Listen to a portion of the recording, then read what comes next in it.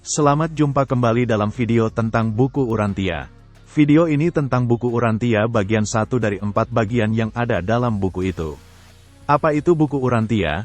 Bagi Anda yang belum paham, akan saya jelaskan di bagian belakang video ini. Anda bisa juga melihat video pengantar yang lain di channel ini. Video ini membahas tentang isi bagian 1 buku Urantia tentang alam semesta sentral, Tuhan, Firdaus, struktur dan personalia alam semesta.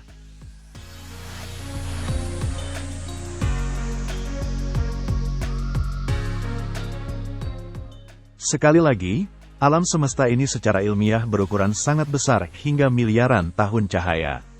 Ada tak terhitung galaksi, bintang, dan planet di atas sana. Tapi alam semesta ini tidak terjadi dengan sendirinya. Ada pencipta-pencipta yang membuat kemudian mengelola kehidupan makhluk ciptaan seperti kita. Kita ini satu golongan ciptaan yang paling rendah. Tapi Anda dan saya itu ciptaan istimewa dengan takdir mulia. Utusan-utusan Tuhan yang datang ke planet ini mewahyukan bahwa Tuhan itu pengasih, dan bahkan dalam batin kita sendiri ada roh Tuhan yang mengasihi dan membimbing kita. Itulah inti buku Urantia dalam beberapa kalimat.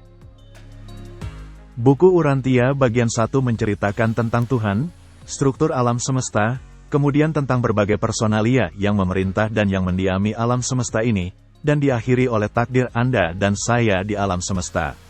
Meskipun video ini hanya membahas gambaran umum, tapi mungkin ada beberapa pertanyaan yang dapat terjawab kalau kita mempelajari bagian 1 ini. Misalnya, seperti apakah Tuhan itu? Bagaimana struktur alam semesta? Apa sifat-sifat utama Tuhan? Bagaimana caranya berkenan kepada Tuhan dan cara Tuhan mengampuni manusia? Apakah perlu syarat tertentu? Apakah Tuhan menciptakan neraka? Di mana dan bagaimana bentuk Firdaus sebagai pusat alam semesta? Apa saja golongan makhluk ciptaan yang ada di alam semesta? Siapa itu Yesus? Benarkah dia datang dari Firdaus sesuai pengakuannya kepada murid-muridnya? Bagaimana takdir manusia dalam kekekalan? Masih banyak lagi pertanyaan yang terjawab jika kita mempelajari bagian 1 buku Urantia. Kita tidak mungkin membahas semua pertanyaan dalam video ini. Video ini hanya akan membahas secara umum, dan ada video-video berikutnya yang akan membahas secara khusus.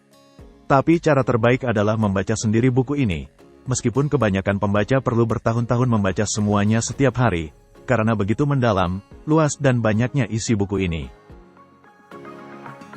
Oke, kita mulai. 10 makalah pertama adalah tentang Tuhan, mulai dari siapa nama Tuhan yang diperkenalkan alam semesta pada kita, yaitu Bapa Semesta, kemudian kodrat atau naturnya, serta sifat atau atributnya. Kodrat Tuhan artinya seperti apa itu Tuhan, dan ada 7 yang disebutkan dalam makalah 2. Saya akan memberikan beberapa kutipan singkat, Anda simpulkan sendiri Tuhan itu seperti apa.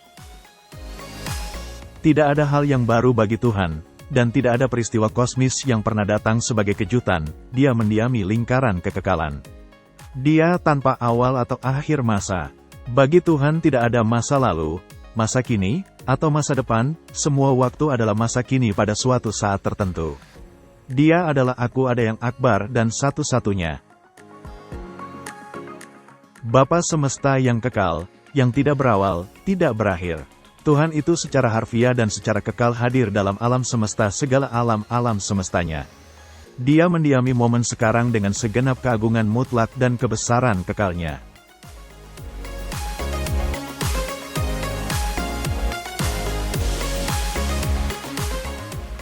Bapa Semesta tidak menyesali maksud hikmat dan kesempurnaan semulanya. Rencana-rencananya teguh, nasihatnya tetap tak berubah, sedangkan perbuatannya ilahi dan tidak bisa salah.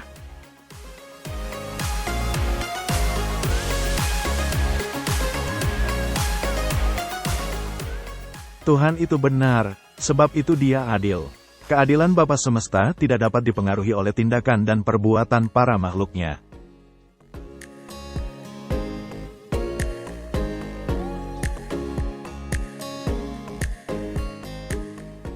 Tuhan itu adil, tapi juga penuh rahmat. Kita tidak bisa menghindar dan harus menerima akibat perbuatan kita. Tapi keadilan ilahi ini selalu diperlunak dengan rahmat. Hikmat tanpa batas adalah wasit kekal yang menentukan proporsi keadilan dan rahmat yang akan diputuskan dalam suatu keadaan tertentu.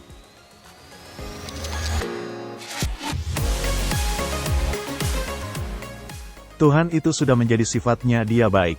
Secara alami Dia berbelas kasihan, dan penuh rahmat selama-lamanya. Dan tidak pernah diperlukan ada pengaruh apapun yang ditujukan kepada Bapa demi untuk membangkitkan kasih sayangnya.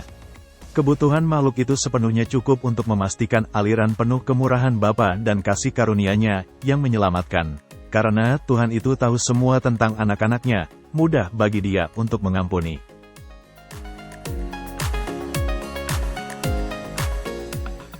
Tuhan itu pengasih, oleh sebab itu satu-satunya sikap pribadinya terhadap urusan-urusan alam semesta itu selalu suatu reaksi kasih sayang ilahi. Bapa mengasihi kita secara secukupnya sehingga Dia menganugerahkan hidupnya atas kita. Dia yang menerbitkan matahari bagi orang yang jahat dan orang yang baik, dan menurunkan hujan bagi orang yang benar dan orang yang tidak benar. Adalah keliru berpikir bahwa Tuhan bisa dibujuk sehingga mengasihi anak-anaknya karena pengorbanan dari putra-putranya atau permohonan syafaat dari makhluk-makhluk bawahannya. Sebab Bapa sendiri mengasihi kamu. Merupakan tanggapan terhadap kasih sayang sebagai orang tua inilah maka Tuhan mengirimkan Roh-Nya untuk mendiami batin manusia. Kasih Tuhan itu menyeluruh, barang siapa yang mau, hendaklah ia datang. Dia ingin, supaya semua orang diselamatkan dan memperoleh pengetahuan akan kebenaran. Dia itu, menghendaki supaya jangan ada yang binasa. Di dalam alam-alam semesta fisik kita bisa melihat keindahan ilahi, dalam dunia intelektual kita bisa mengamati kebenaran kekal, tetapi kebaikan Tuhan itu dijumpai hanya dalam alam rohani dari pengalaman keagamaan pribadi. Dalam esensi sebenarnya, agama adalah suatu iman percaya akan kebaikan Tuhan. Tuhan bisa saja besar dan mutlak, bahkan juga cerdas dan berpribadi, dalam filsafat, tetapi dalam agama Tuhan haruslah juga moral, Dia haruslah baik. Manusia boleh takut akan Tuhan yang besar, tetapi ia percaya dan mengasihi hanya Tuhan yang baik. Kebaikan Tuhan ini adalah suatu bagian dari kepribadian Tuhan, dan pewahyuan penuhnya muncul hanya dalam pengalaman keagamaan pribadi anak-anak Tuhan yang percaya. Semua kebenaran, material, filosofis, atau spiritual, adalah indah sekaligus juga baik. Semua keindahan yang sebenarnya, seni material atau simetri spiritual, adalah benar dan juga baik. Semua kebaikan sejati, apakah itu moralitas pribadi, keadilan sosial, atau pelayanan ilahi, adalah juga sama-sama benar dan indah.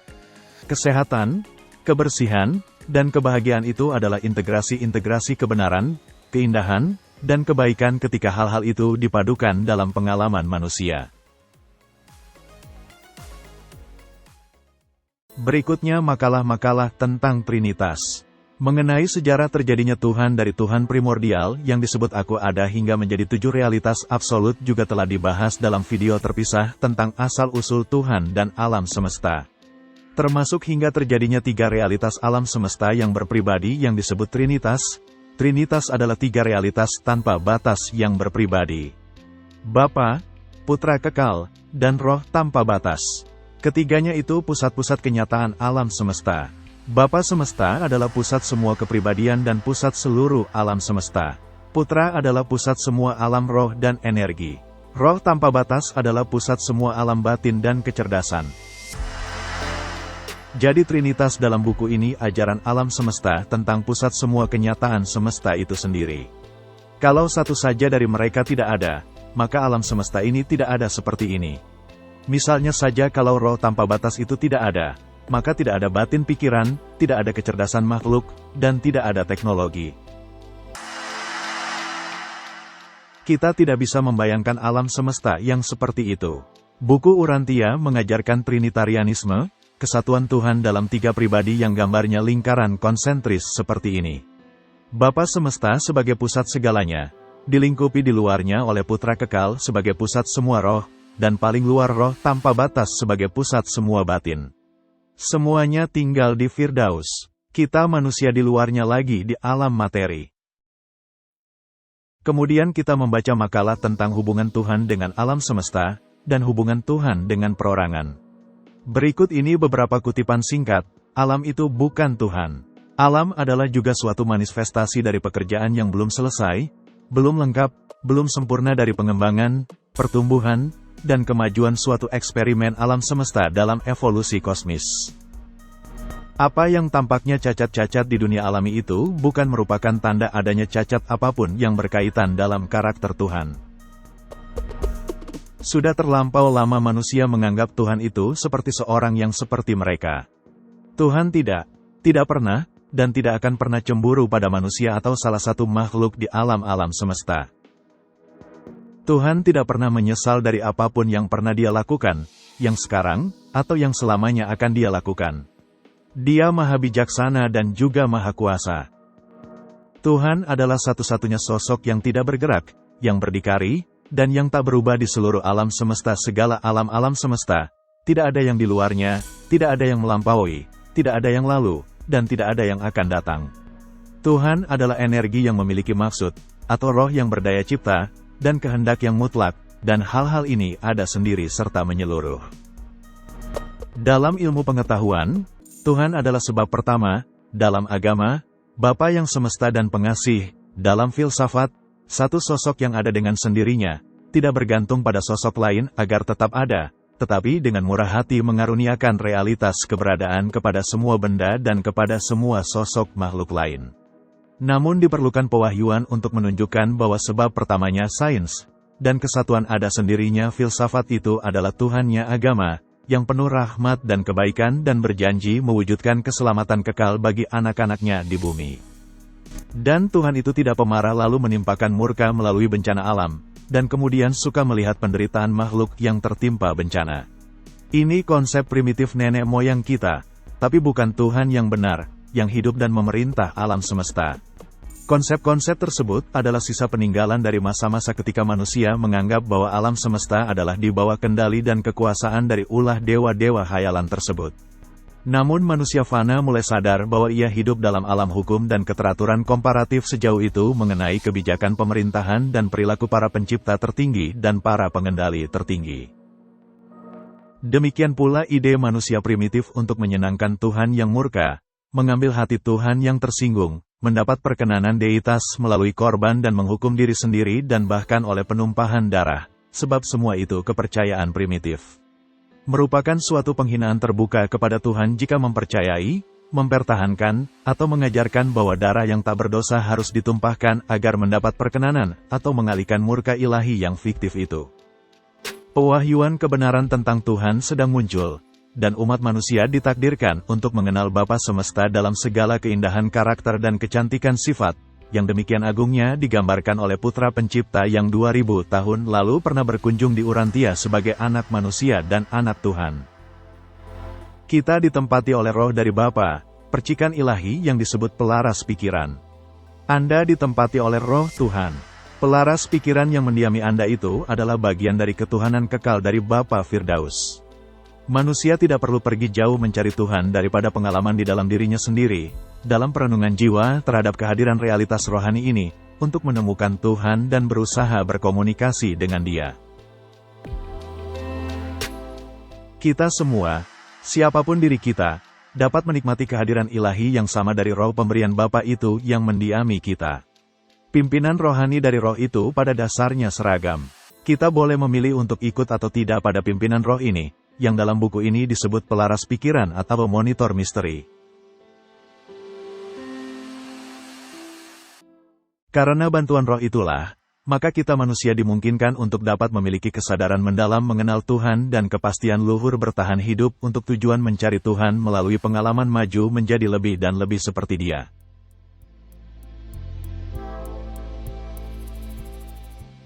Demikianlah konsep ketuhanan buku Urantia ini. Bagaimana pendapat Anda? Konsep manusia tentang Tuhan itu yang terus berubah dan harus ditingkatkan, sedangkan Tuhan itu sendiri tidak berubah. Sudah waktunya kita meningkatkan konsep kita tentang Tuhan dengan konsep yang terbaik, yang maju, indah, mulia, dan bahkan harmonis dengan ilmu pengetahuan, filsafat, dan agama. Semua bahasan tentang Tuhan ini ada dalam makalah 1-10. Untuk makalah berikutnya dari 11-31, akan disampaikan di sini intinya saja, dan akan dibahas lebih mendalam dalam video yang lain tentang struktur dan personalia alam semesta. Makalah 11 adalah tentang Firdaus, pusat alam semesta materi, pusat generator energi alam semesta, dan itu mencakup strukturnya, bentuknya, dan fungsinya. Firdaus itu tempat kediaman ilahi Tuhan. Firdaus itu pusat gravitasi materi yang memegang semua galaksi dan bintang dalam satu kendali. Firdaus itu ada lokasinya di alam semesta, berukuran sangat besar dan merupakan tujuan kita nanti ketika kita pergi dari planet ini.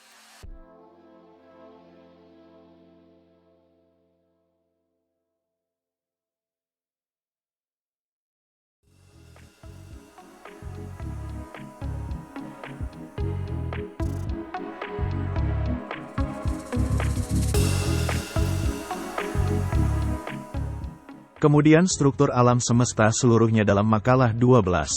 Kita akan melihat penjelasan seluruh alam semesta yang disebut alam semesta master.